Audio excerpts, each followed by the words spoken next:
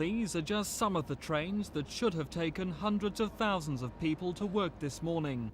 Instead, they're stranded in depots awaiting repair because doors are frozen and motors have burnt out. For passengers, between 30 and 50% of services are still not running.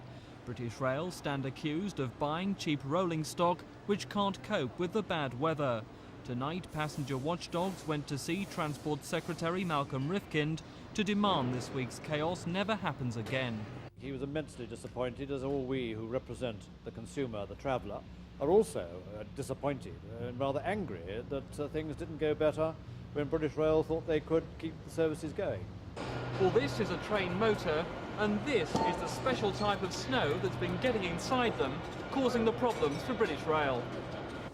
According to BR, powdery snow is sucked inside the motors. When it thaws, they burn out the electrics. Hundreds are having to be repaired or replaced at a cost of £2,000 each. Ironically, their newest trains have been worst affected. At this depot in Selsdon, 400 staff are working round the clock to tackle the problem.